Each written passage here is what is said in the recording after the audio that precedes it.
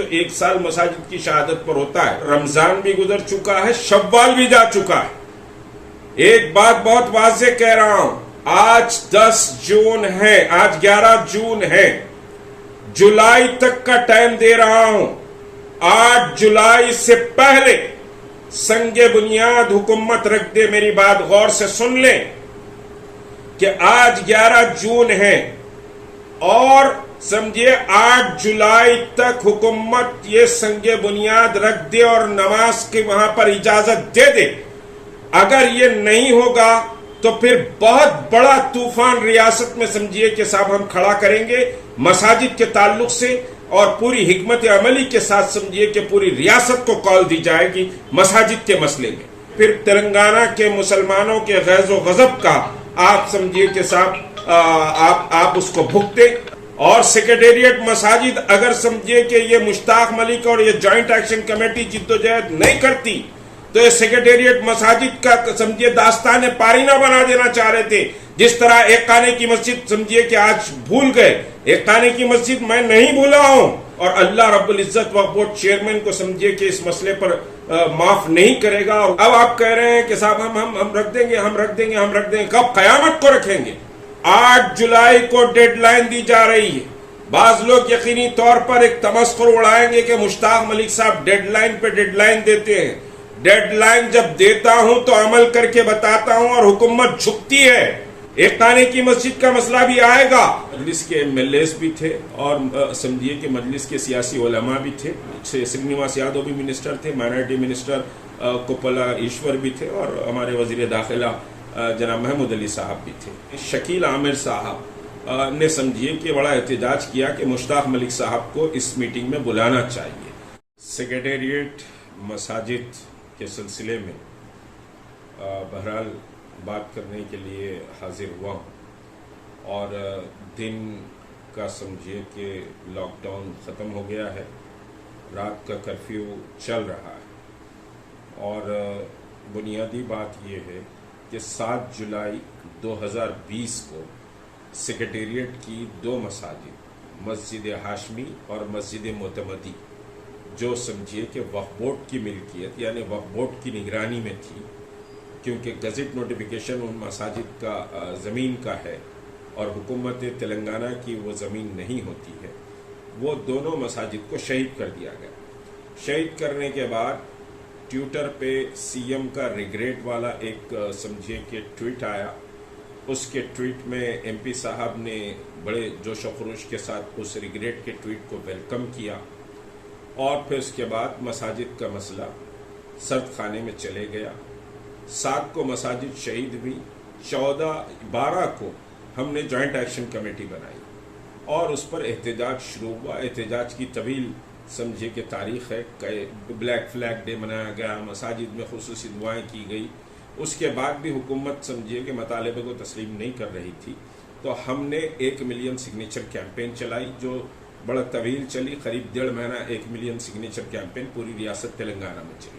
اس کے بعد سمجھیے کہ سیاسی جماعت کو شعور آیا. چیف منسٹر کے پاس سیاسی جماعت اور سیاسی علماء ملاقات کے لیے گئے, اور چیف منسٹر سے قرآن کی عظمت کے تعلق سے, مساجد کے جانماز کے تعلق سے, مساجد کی شہادت کے تعلق سے کوئی بات نہیں کی. چیف منسٹر نے کہا کہ بھئی یہ دونوں مساجد ملا کر 800 اسکوائر یارڈ ہوتی ہیں, ہم اس کو 1500 دے دیں گے. خوشی خوشی وفد واپس آ گیا. شام میں CMO کی طرف سے بہرحال 2 ٹویٹ آئے, میں اس سارے ٹویٹس پر نہیں جانا چاہتا. 1500 کو سمجھے تسلیم کیا گیا. پھر اسمبلی کے فلور پر بھی CM نے کہا کہ ہم 1500 اسکوائر یارڈ زمین دے رہے ہیں اور مساجد جلد سے جلد تعمیر ہو جائیں گی. اب اس میں پھر لاپرواہی برتی گئی. ملین سگنیچر کیمپین کے بعد یہ مرحلہ آیا. اب اس کے بعد پھر پینڈنگ ہو گیا, تو ہم نے 24 جنوری 2021 کو سیکریٹریٹ کی مساجد پر نماز پڑھنے کا اعلان کیا, اور پورے سیکریٹریٹ کو پولیس چھاونی میں سمجھیے کہ 3 کلومیٹر تک پولیس چھاونی میں تبدیل کر دیا گیا تھا. پرندہ بھی وہاں پر پر نہیں مار سکتا تھا. یہ صرف محض اللہ کا فضل اور اس کا کرم تھا کہ سمجھیے کہ ایک جتھے کو لیڈ کرتے ہوئے میں سیکریٹریٹ کے قریب پہنچا, اور وہاں احتجاجاً سڑک پر نماز ادا کی گئی. اس نماز کی ادائیگی کے فوری سمجھیے کہ دوسرے دن یعنی 26 جنوری کو 25 को छोड़कर 26 जनवरी को चीफ मिनिस्टर सेक्रेटेरिएट की तामीरात का मुआयना करने पहुंचे और फिर उन्होंने समझिए कि वहां पर एक 3 रुकनी मिनिस्टर्स की कमेटी बनाई और 27 को 3 रुकनी मिनिस्टर्स की कमेटी बैठी और उसमें लाजमी है एमएलए मजलिस के एमएलएस भी थे और समझिए कि मजलिस के सियासी उलमा भी थे, समझिए ब्रांडेड उलमा थे। और वहाँ मिनिस्टर्स की कमेटी में शकील आमिर साहब ने समझिए कि बड़ा एहतजाज किया कि मुश्ताक मलिक साहब को इस मीटिंग में बुलाना चाहिए। बहरहाल बड़े समझिए तगदो के बाद मुझे इत्तला मिली कि आपको मीटिंग में आना है। मैं पसोपेश का शिकार हुआ क्योंकि हमारा स्टैंड ये था कि हम हुकूमत के पास जाकर भीख नहीं मांगेंगे, हम इसको मनवा कर रहेंगे लेकिन हुकूमत से भीख नहीं मांगेंगे। बहरहाल मैं मीटिंग में गया, हमारे अहबाब ने मशवरा दिया कि मीटिंग में जाना चाहिए क्योंकि हुकूमत ने ऐलान कर दिया है तो मामला समझिए कि हैं, कैसी बनेगी मस्जिद, कैसे होगा, कहाँ बन रही है, क्या है, ये सारी चीज़ें थी। तो चुनाचे मैं समझिए कि 27 को मिनिस्टर्स की मीटिंग में पहुंचा। अल्टीमेटली मुझे ताखिर से इत्तला मिली, मैं पहुंचने में मुझे थोड़ा टाइम लगा, 10-15 मिनट ताखिर से पहुंचा। जब मैं पहुंचा तो मजलिस के एमएलएस और सियासी समझिए ब्रांडेड उलमा निकल गए वहां से और उसके बाद समझिए कि बहरहाल एहतजाज हुआ, फलां हुआ, ये हुआ। और उसके बाद समझिए कि मिनिस्टर्स से मैंने बात की तो उन्होंने कहा कि तारीख तय हो गई है मलिक साहब, 12 समझिए कि फरवरी को मसाजिद का संग बुनियाद रखा जाएगा।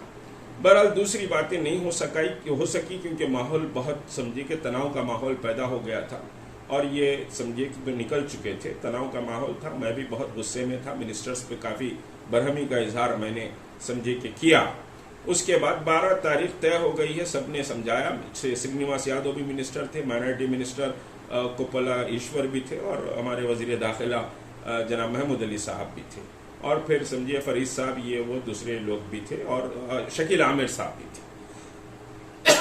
तो बहरहाल हम मुतमईन थे कि चलिए 12 को संगे बुनियाद रखा जाएगा और मैंने कहा कि कोई सियासी समझिए कि बाज़ागरी इस संगे बुनियाद पे नहीं होना चाहिए, मजहबी लोगों को बुलाइए और संगे बुनियाद रख दीजिए, हमको कोई एतराज़ नहीं है। ये बात भी तस्लीम कर ली गई और टीआरएस के लोगों ने कहा कि भाई हम भी नहीं आएंगे, मजहबी लोगों की तकरीब रहेगी।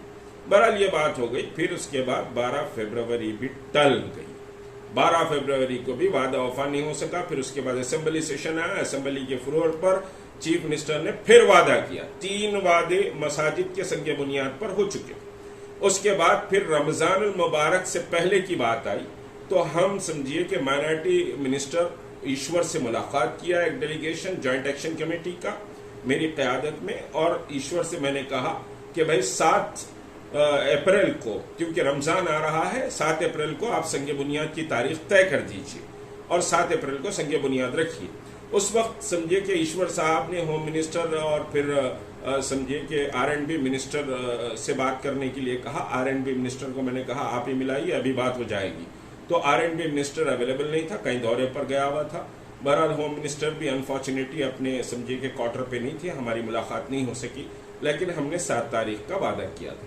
लेकिन अब रमजान भी गुजर चुका है, शव्वाल भी जा चुका है, यानी अप्रैल भी चले गया, जनवरी भी चलेगा, फरवरी चले गया। अब समझिए कि 8 जुलाई 2020 को मस्जिद शहीद हुई, आज समझिए कि जून 11 है, करीब 1 साल होने आ रहा है। अगर 10 दिन गुजर जाते हैं, 20 दिन गुजर जाते हैं तो 1 साल मसाजिद की शहादत पर होता है।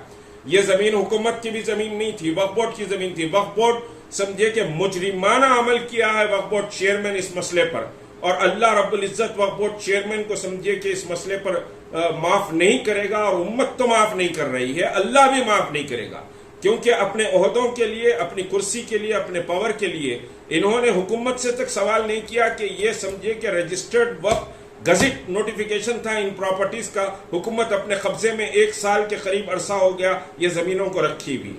अब आप कह रहे हैं कि साहब हम रख देंगे, हम रख देंगे, हम रख देंगे, कब? कयामत को रखेंगे। एक बात बहुत वाज़ेह कह रहा हूं, आज 10 जून है, आज 11 जून है, जुलाई तक का टाइम दे रहा हूं। 8 जुलाई से पहले संगे बुनियाद हुकूमत रख दे। मेरी बात गौर से सुन लें कि आज 11 जून है और समझिए 8 जुलाई तक हुकूमत ये संगे बुनियाद रख दे और नमाज की वहां पर इजाजत दे दे, اگر یہ نہیں ہوگا تو پھر بہت بڑا طوفان ریاست میں سمجھیے کہ صاحب ہم کھڑا کریں گے مساجد کے تعلق سے، اور پوری حکمت عملی کے ساتھ سمجھیے کہ پوری ریاست کو کال دی جائے گی مساجد کے مسئلے میں۔ میں پھر کہہ رہا ہوں 8 جولائی کو ڈیڈ لائن دی جا رہی ہے۔ بعض لوگ یقینی طور پر ایک تمسخر اڑائیں گے کہ مشتاق ملک صاحب ڈیڈ لائن پہ ڈیڈ لائن دیتے ہیں۔ ڈیڈ لائن جب دیتا ہوں تو عمل کر کے بتاتا ہوں، اور حکومت جھکتی ہے، اور سیکریٹریٹ مساجد اگر سمجھے کہ یہ مشتاق ملک اور یہ جوائنٹ ایکشن کمیٹی جدوجہد نہیں کرتی تو یہ سیکریٹریٹ مساجد کا سمجھے داستان پارینہ بنا دینا چاہ رہے تھے۔